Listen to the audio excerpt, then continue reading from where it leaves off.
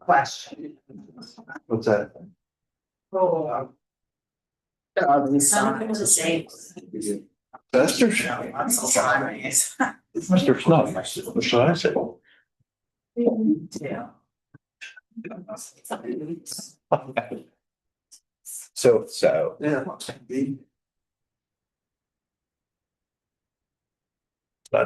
Yep. All right, it's 9 o'clock. I'm calling the meeting to order. Can you stand, please? And I'll ask Commissioner Kodesh to start with the invocation and lead us in the Pledge of Allegiance. Let us pray. Lord, we thank you for this day and thank you for our beautiful county. Please guide our hearts and minds as we make our decisions today. Help us to work together and encourage each other to excellence. We ask this in the name of the Lord. Amen. I pledge allegiance to the flag of the United States of America and to the republic for which it stands, one nation, under God, indivisible, with liberty and justice for all. Okay, thank you, Commissioner. And our first order of business is the approval of the November 6th minutes. So moved. Second. Those in favor state aye. Aye. Opposed? Those minutes are approved. Next, we'll turn to the treasurer's report. Morning. Morning. The thing on the agenda is to the list of the bills that were presented. Accounts payable had a total of $1,191,971.58. Payroll for the period was $374,435.95. The 911 account had 10 checks and 5 EFTs totaling $23,565.91. LEPC account had a check for $33.70. Liquid fuels, 2 checks totaling $2,743.60. CDBG account had a check for $20,817. Finally, the CDBG home program had 1 check, $42,445. Diane, I don't know if I ever noticed this before. What's direct deposit advice numbers? You see that under payroll? It says direct deposit advice. Well, I think it's a fancy way of talking about all of our paychecks that go into versus the checks that you see farther over to the left. Check numbers. And the reason it stops there is because I increased the font size because it was small and I lost the rest of the numbers. Sorry about that. No, it's okay. Right. I see. Oh, I see those numbers. Okay, thank you. Yep. Okay, any questions regarding the bill? Not, can we pay our bills? I'll make the motion. Second, Second. all those in favor say aye. Any opposed? Thank you. Continue. Treasurer's report for the period starting at 11/5 and running through and including 11/18/2025. We have a general account starting balance of $476,408.88. Total debits for the period were $3,884,034 even, giving us an ending balance for the period of $2,612,439.24. Then finally, the reserve account has a balance of $8,695,779.46. Okay, are there any questions on the treasurer's report? Not, is there a motion to approve the treasurer's report? So moved. Second. All those in favor say aye. Aye. Opposed? Thank you. Next, we have meetings and events, and my list has been turned over to Chief Clerk. I think we're all finished with the last election. The commissioners did meet to approve provisional ballots. That was about a week or so ago. And again, my list is with the clerk. Okay, Commissioner Wise. My list is also with the chief clerk. Okay, Commissioner Kodesh. I list as well, and I'd also like to welcome Aiden Stevens and Leah Barahona from MCTV here. Thank you for filming for us. Okay, thank you. Is there any public comment for this morning? And I don't see any, so we'll just continue on to new business. And the first item under new business is a request for exoneration of delinquent real estate taxes. The mobile home on this parcel has been removed, so there's a request for exoneration for parcel. Is there a motion? So moved. Second. Those in favor say aye. Aye. Opposed? Okay, exoneration is approved. We have a purchase of service agreement with Mark Remy for the law from the offices of Knepp and Snow as the Assistant District Attorney for the period January 1st, 26 to December 31st, 26. Monthly sum is $5,833.33. The motion to approve Mr. Remy as the Assistant DA. So moved. Second. Those in favor say aye. Aye. Opposed? Okay, the services will continue. Next, we have a project modification request for the substance abuse treatment grant. Warden Jason Kermanik will explain this to us. Okay, so the grant was due to end December 31st of this year. We're not able to resubmit for another grant under the RSAT grant program. So this extension will allow us to continue to work towards meeting our treatment and programming goals related to substance abuse. So there's a lot of different areas that grant covers. 6-month extension would help, so. Okay, this is amendment number 1.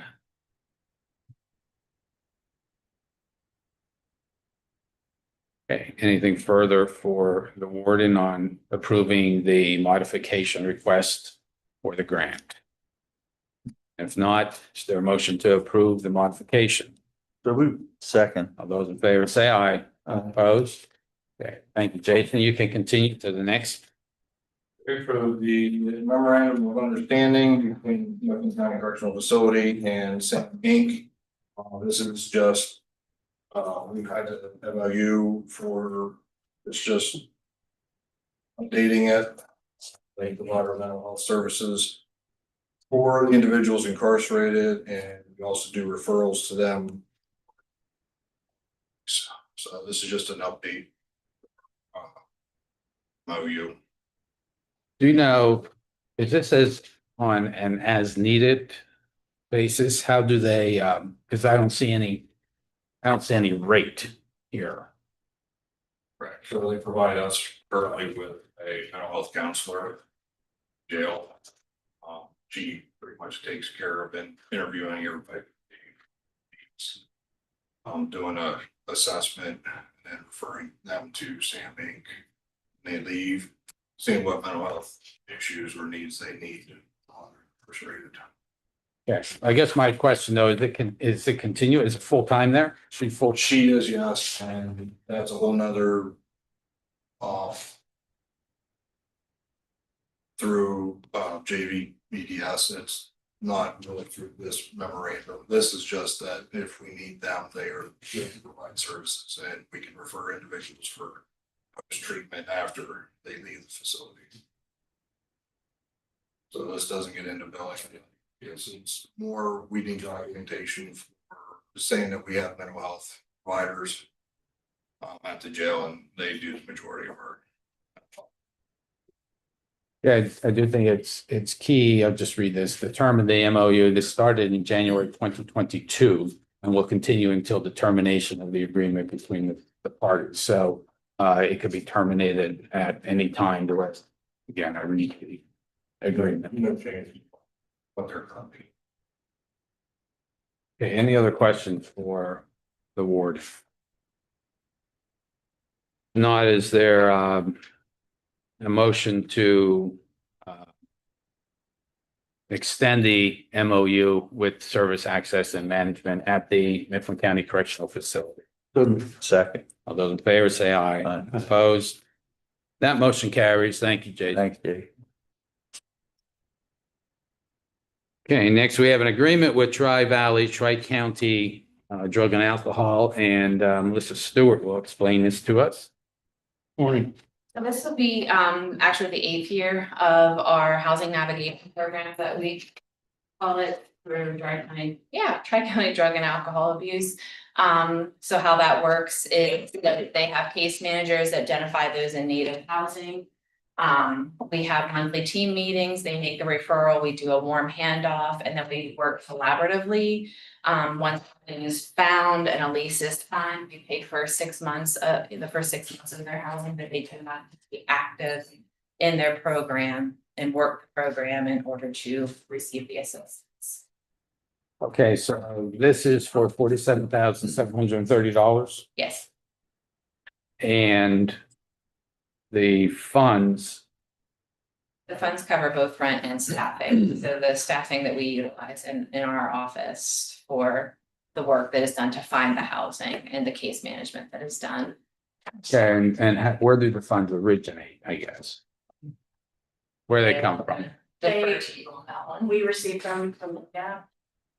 Okay. And they're the contact for us, through the gap, and it's a contract with human services to pay out. And DDAP is Department of Drug and Alcohol, isn't it? Programs with the state. Okay. Any other questions for Melissa or I do. Kayla? I do. What happens after 6 months if, After 6 months.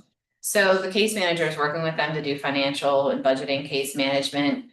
Throughout that time, they have to develop like a savings account so that they're able to pay some of their rent on their, and throughout that 6 months, they have to pay their own utilities. So employment is required, or sustainable income is required, I should say.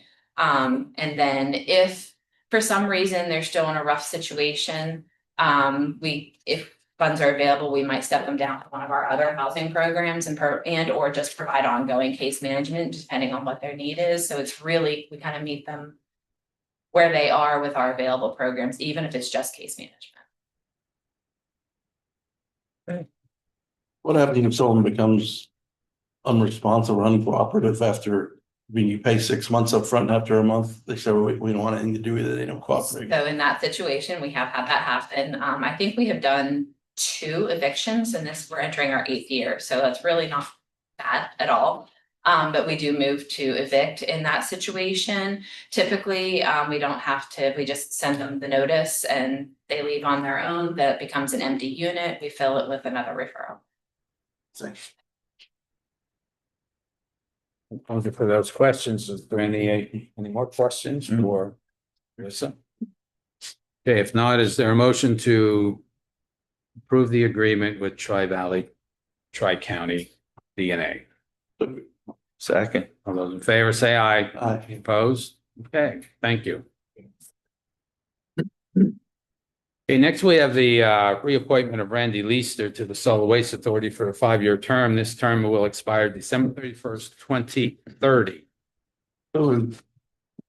second, All those in favor say aye. Aye. Opposed? That motion carries. The Leister is reappointed. We have purchase of service agreements for children and youth. Nicole. The first one is for Diacon Child, Family and Community Ministries in Topton, PA. They provide dependent and delinquent youth with access to behavioral health treatment through foster care and residential services. Their lowest rate is $47.84 per day, and the highest is $260 per day. The next one is Marikey, out of Harrisburg, Pennsylvania. They provide dependent and delinquent youth with access to behavioral health treatment through foster care. Their lowest rate is $19.18 per day, and the highest is $248.88 per day.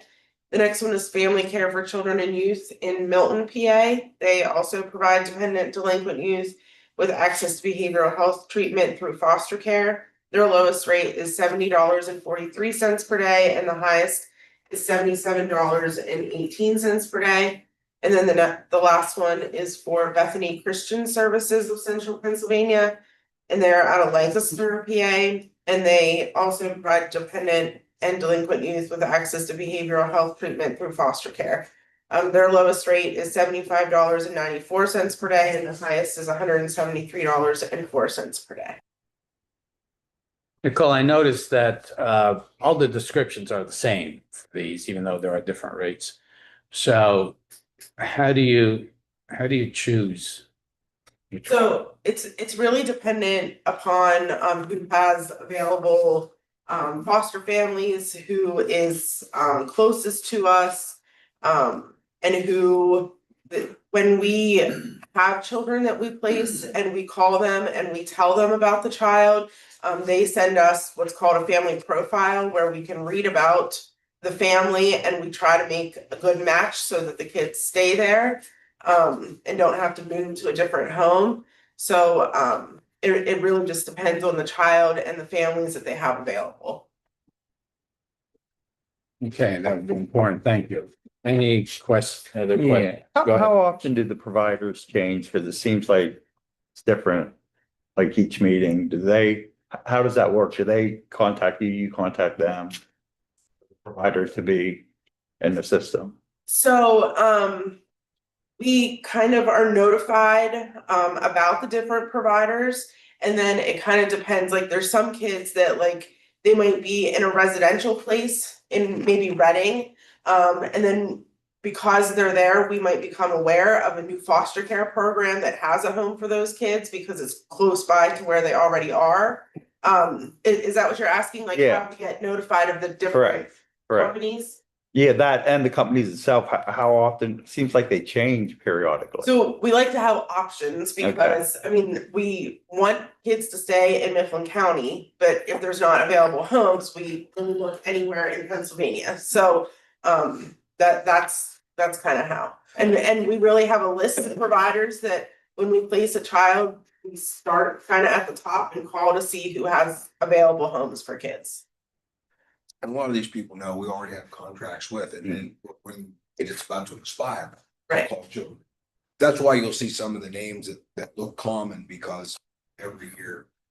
Yeah, I've noticed that, but then like the change too and stuff there. And there's some that we use most often, like Families United Network, that has an office in Lewistown. That's, They're the ones that we really use most often and have probably the most homes for us in Mifflin County. But if they don't have homes, then we have to start calling other homes, or else the kids will be maybe sleeping in our office. Thankfully, that hasn't happened, but in other counties it has.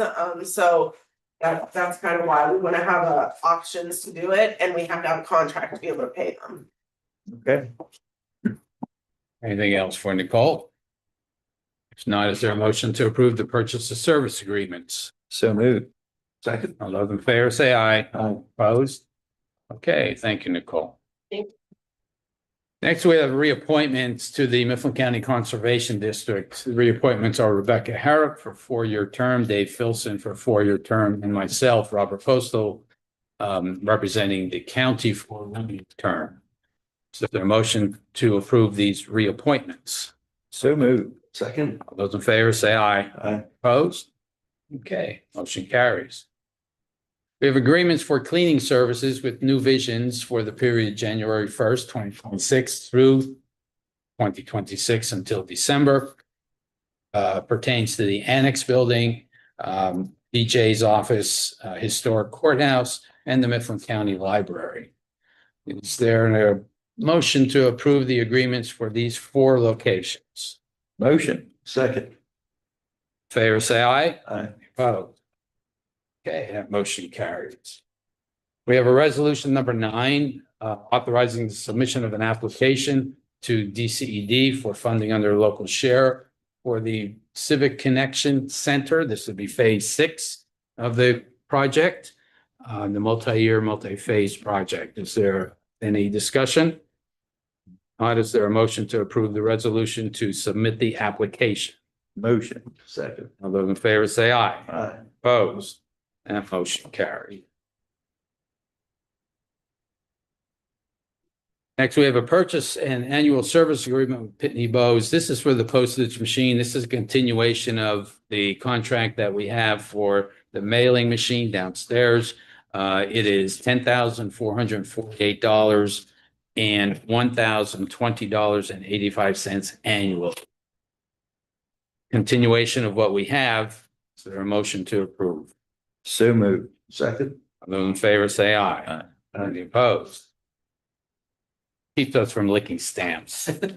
Okay. Okay. Next will be Carol from CEDACOG, and there's a change order number 1 with Geyer Brothers for the CDBG Juniata Terrace Water Main project. So can you explain this to us, Carol? Yes. CEDACOG, I am the program or project coordinator for Mifflin County Community Development Block Grant Project. With Brett, here and Madison Price, the planning department. This year, Mifflin County has closed out 2 of its 3 competitive CDBG grants. Now we're closing in on the 3rd.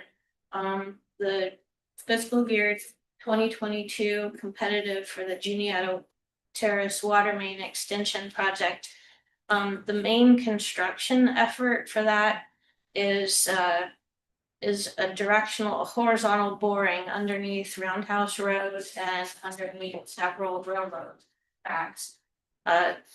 Geyer Brothers' original contract was through July, because they grubbed out the right of way at the beginning of April, and the expectation was that the horizontal boring and the rest of the pipe would be done during the summer.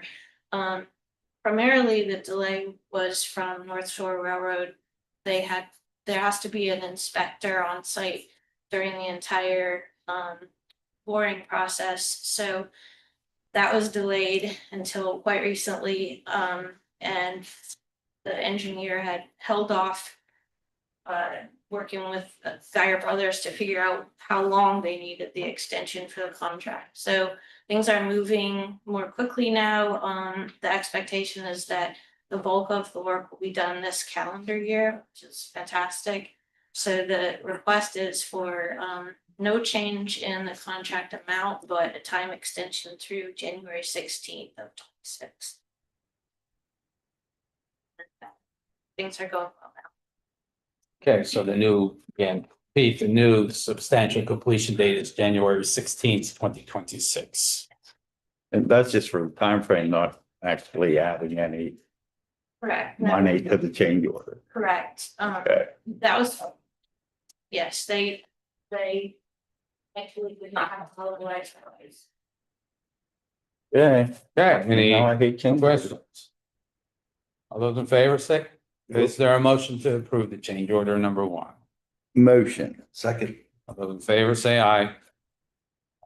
Any opposed? Okay, that change order is approved. Continue with the CDBG 2024 budget modification. This is on behalf of Lewistown Borough. If I could request Oh, you wanted CDBG? Okay, so Recess. we'll recess the regular meeting and convene a CDBG hearing. a public hearing, Lewistown Borough is an entitlement community. They would like to request Mifflin County as the grantee to approve abandoning the previously approved budget line for rec park improvements in the 2024 CDBG funding. Abandon that and move 100% of that budget line towards a multi-year project to purchase replacement LPG breathing apparatus units for the Lewistown Fire Department. So a couple months ago, we've completed the request and approval to move Lewistown's 2023 funds to purchase ultimately over 35 units. So the idea is that we will use 2023 and 2024 funds that we already have to purchase as many as we can. And then we've made a request for 2025 funding to complete that, to get up to the. Okay, so this modification is $121,475. Okay, taking it from the rec park improvements line item and putting it into Lewistown Fire Department. So the rec park improvements project, that was a proposal Primarily, it was focused on repaving the parking lot at Rec Park or installation of handicap accessible playground equipment. But because most of Rec Park is not only in the floodplain, but the actual floodway, that was not a viable. So that's where the council and the borough manager wanted to switch the focus of the funds. Okay, and approved by Lewistown already. Yes, at their borough council meeting Monday. Questions for Carol? All right, Thank you. motion, oh, we don't take the motion. Right, No comments or questions, close the public hearing. okay, we'll reconvene then the general meeting, and you've heard the presentation under the CDBG hearing.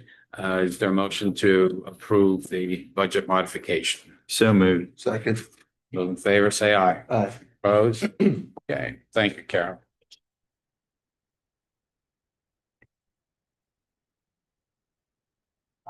Okay, next we are advertising the display of the 2026 budget. This will be advertised on November 20, under display on November 20th, 2025. Final adoption is scheduled for December 18th, 2025.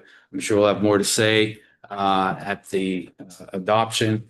I'll just point out now that the budget does not include any increase in the millage of county taxes. Commissioners, do you want to say anything in the meantime? Yeah, I'll just note again, as Commissioner Poston noted, that millage will remain at 15.77 mils. 2026 expenditures are budgeted at a 4.74% reduction from 2025. This is partially due to a decrease in anticipated grants. All the budget highlights are going to be put on our website this morning.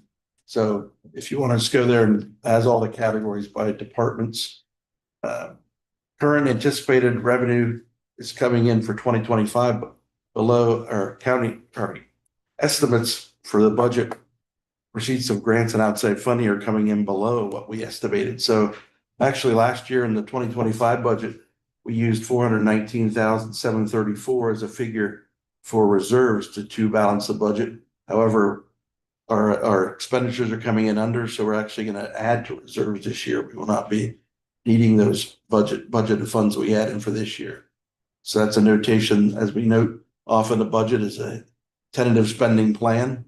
You know, it doesn't always go as you plan through the year, but we'd be coming out on the positive side each year. So again, visit the website to get the figures breakdown by departments. So if you want to look at the complete document, it'll be available in our office after this meeting. Yeah, thank you. Commissioner Wise, anything? No, good. Okay. I think Commissioner points out that we are not using any reserves to plug any deficits as some others are doing. And we want to thank the department heads and row offices for their input and their understanding as we put this budget together, which includes, again, no tax increase for the county. A little more to say at the December 18th meeting. Personnel. Oh, motion, excuse me. Thank you, Commissioner. Is there a motion to approve the display of the 2026 budget? So moved. Second. Those in favor say aye. Aye. Opposed? That motion carries. We have personnel items.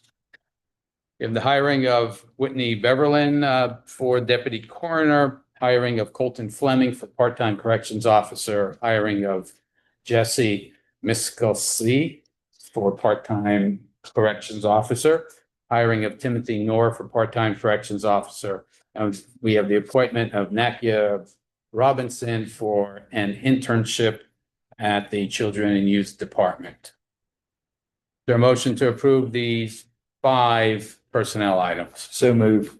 Those in favor say aye. Aye. Any opposed? Those are approved. Our business is concluded for this meeting and it is adjourned.